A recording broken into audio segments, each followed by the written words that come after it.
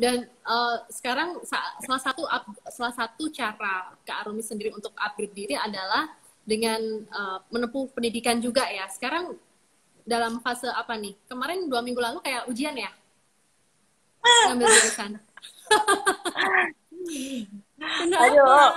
aku tuh sebenarnya Mbak, aku tuh sebenarnya jauh Ah, banget sama Mas Emil. Mas Emil kan memang anak edukasi banget gitu kan, memang pinter, mm, emang encer otaknya dia. Lah kalau saya beda banget. Kalau saya tuh beda banget. Aku bukan enggak education dong. oriented dari dulunya Ah, gitu. Dari dulunya mm, nggak gitu. Tapi semakin ke sini mulai ada ketertarikan. Mungkin ya pengaruh dari Mas Emil juga kan, karena Mas Emil appreciate banget dan melalui kacamatanya Mas Emil itu aku akhirnya bisa menghargai pendidikan. Kalau dulu ketika ngomongin soal pendidikan otak aku udah ngebul banget karena aduh apa-apa tuh rasanya susah banget, ngapalin rumus susah, apa juga susah gitu, Masya Allah. Nah, ketika melihat dari pola pandangnya Mas Emil, dia sangat menghargai pendidikan dan mm, menyadarkan ke aku bahwa pendidikan itu apa namanya bisa membuat kita satu step lebih secara karakter, secara pola pikir lebih dewasa, lebih matang dan seterusnya. Akhirnya dari situ, Mas Emilnya udah S3, terus habis itu sekolah lagi gitu. Kalau punya mm, kesempatan sekolah, dia sekolah.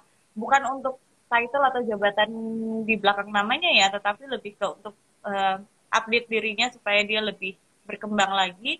Nah, aku gini-gini aja. Akhirnya ya aku ngambil pendidikan. Kalau kemarin aku sempat selesai pendidikan yang di sarjana ekonomi. Nah, kalau ya. sekarang aku ngambil sarjana PJ PAUD. Karena Sarjana eh, PAUD.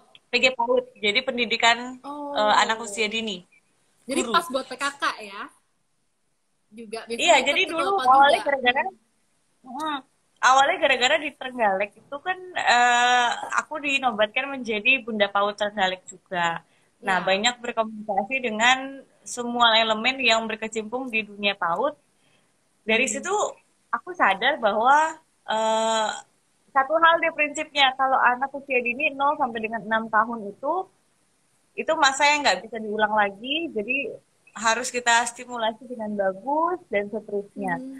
Di saat yang sama aku punya anak masih bayi-bayi, masih ada yang umur tahun, ada yang umur 2 tahun gitu, Ya. masih usia dini banget. Ketika tahu dan diajarin sama para guru PAUD itu bahwa ini loh kenyataannya anak ini harus distimulasi dengan baik, harus diberikan contoh, harus istilahnya pondasi, ibarat rumah pondasinya harus dikuatin karena kita Ya. nggak bisa ngulang ini. Di situ aku langsung takut Mbak, maksudnya aduh kalau aku sebagai emaknya nih atau ibunya ini nggak bisa kasih ini anakku, kan Hmm. kita semua sebagai orang tua kan pengen yang terbaik buat anak, pengennya tuh lebih dari Betul. kita gitu kan. Akhirnya minimal aku harus tahu deh gitu, aku harus tahu pendidikan itu gitu.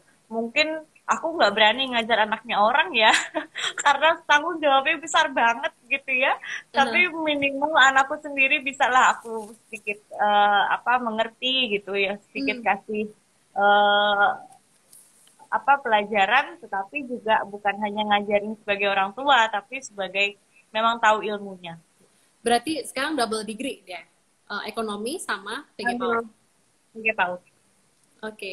Next rencana akan apa? Entertainment atau barangkali terjun di dunia politik seperti Pak Romi? Tertarik nggak politik sih?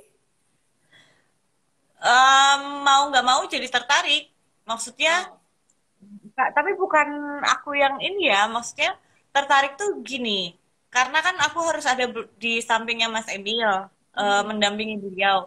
Dari yang oke. nggak tahu jadi akhirnya tahu dan juga belajar politik itu sendiri. Jadi tertariknya tuh di situ. Dulu tuh sama sekali nggak noleh Mbak sama politik, nggak nengok, nggak ngelirik juga karena memang memang mungkin sama sama banyaknya anak muda yang skeptis sama politik gitu. Nah, sekarang Hmm, kita menjadi salah satu bagian dari proses itu, kita melihat oh ternyata ini.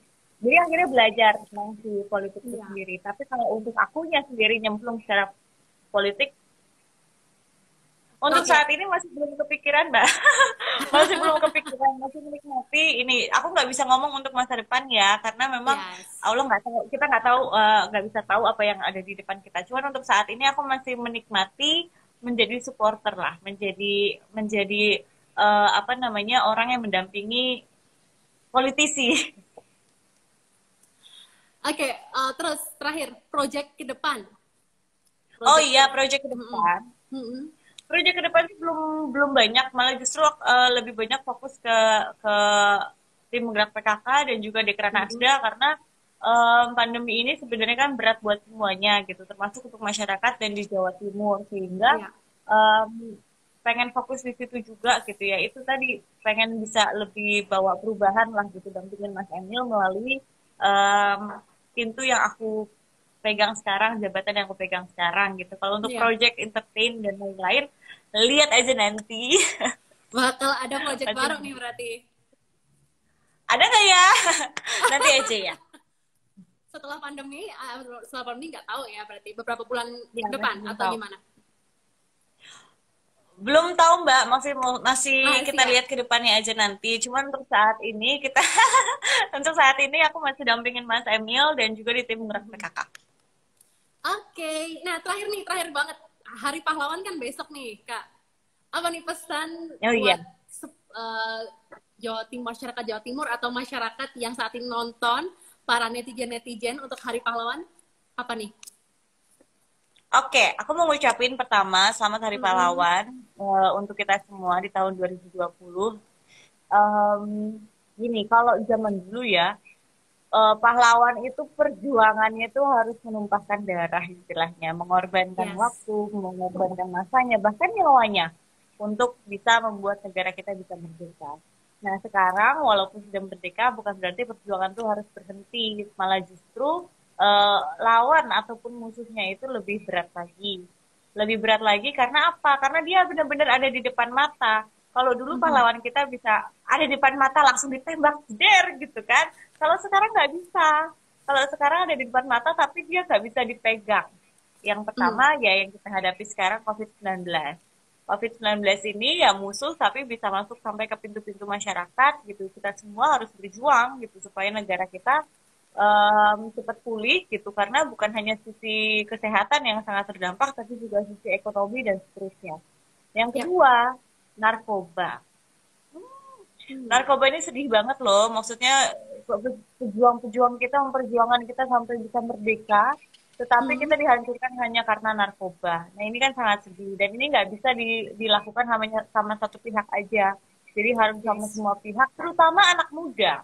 Terutama anak muda harus menjadi garda terdepan. Dan yang lain juga ada, yaitu kemiskinan. Nah, hal-hal seperti itu yang sebetulnya harus kita gandeng tangan, dan itulah jenis peperangan dan juga jenis perjuangan yang harus kita lakukan bersama saat ini. Nggak bisa sendiri, harus sama-sama, dan mudah-mudahan kalau memang sama-sama kita kompak, Indonesia bisa menjadi negara maju yang betul-betul berdaulat gitu, betul-betul Betul. bisa berdiri di kaki sendiri. Punya kualitas Betul. manusia yang bagus juga, karena selama ini kita hanya punya kualitas sumber daya alam yang keren, gitu. Tapi Yes. sumber daya manusia kita masih banyak diremehkan dan ini sedih banget sebagai orang Indonesia. Jadi harus kita perjuangkan sama-sama. Oke, luar biasa sekali. Makasih Kak Rumi, terima kasih sudah join live di Fatma Ayu Talk Light kali ini. Semoga sehat selalu Amin. dan berkah dan lancar Amin. semua urusannya untuk Kak Rumi, keluarga dan keluarga besarnya. Thank you so much Amin. Kak Thank you so much, Rumi. Mbak Sampai Fatma. Sehat selalu. iya, see you next time kalau kita ketemu di Gerahadi atau di rumahnya Kak Rumi lagi di acara-acara selanjutnya. Baiklah. See you. Terima kasih juga See buat semua you. yang Thank you so nonton. much. Thank you. Assalamualaikum. Waalaikumsalam.